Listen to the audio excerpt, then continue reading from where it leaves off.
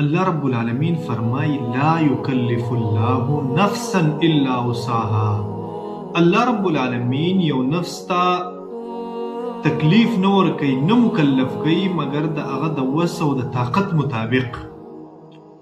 نو که چېرته په دې آیات باندې موږ سوچ وکړو نو د الله رب العالمین عدل دا به موږ ته ښکاره شي، او هغه په دې شان سره چې الله رب العالمین د دنیا دارالامتحان ګرځولی دی، دارالجزا یې نه ده ګرځولی. د دې وجې نه الله رب العالمین دلته امتحان اخلي، او چې کله یو ممتحن امتحان اخلي نو د هغه عدل او انصاف دای چې د هر کلاس او د هر سټیج د بچی دپاره هغه مختلف ټیسټ تیار کړي او د هغه نه د هغه مطابق امتحان واخلي. د دې وجې نه په دې دنیا کې د هر چا احساسات جدا جدا دي،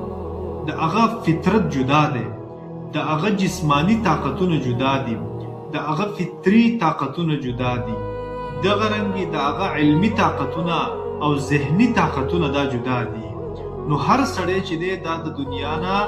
یو شان فایده نشي اخیستلی، هر یو سړی دا په یو کټګرۍ او په یو درجه کې د الله رب العالمین عبادت نشي کولی.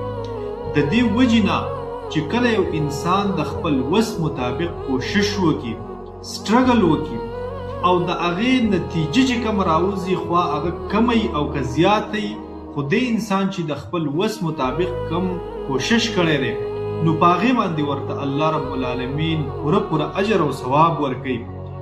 د دې وجې نه الله رب العالمین د هر چا احساسات دا جدا جدا پیدا کړي دي، او که تاسو په دې باندې چېرته سوچ وکئ نو چې کله یو انسان دی دا به د دې زندګۍ نه ډېر خوند او مزه اخلي. یو مسله به راشي دا انسان به هغه نه مایند کوي، نه به په هغې باندې چېرته دغه مسله اثر کوي، خو بل یو سړی به هغه ته معمولي مسله راشي او هغه به د هغې نه دومره انتهایي په پریشر، په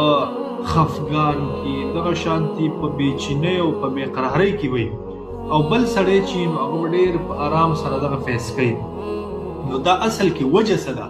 دا د دې انساني چې کوم دماغي قوت دی، د دې چې کوم حوصله ده هغه مضبوط دی، او دا بل سړی چې دی نو دا الله رب العالمین کمزوری پیدا کړی دی. د دې وجې نه کله چې موږ او تاسو په دې دنیا کې ګرځو نو موږ او تاسو له دا په ذهن کې مستحضر کول پکار دي چې د دنیا نه چې ته څنګه فایده اخلې او په دې دنیا کې ته څنګه زندگی تیرې. نو ستانه نور خلک داسې ډېر ښه خشته دی چې هغه ستانه په یو ښه انداز کې په دې دنیا کې هغه زندگی تیروي، هغه د دې نه مزه اخلي او هغه په دې دنیا کې خوشحاله دی، او هغه ته چې کله هم یو ایشو راشي نو هغه ډېر په اسان او ډېر په اسانه باندې هغه دا ډیفنس کوي او هغه د دې مسلې حل راوباسي. نو د دې وجې نه الله رب العالمین زموږ او ستاسو ذهنونه، زموږ او ستاسو استعداد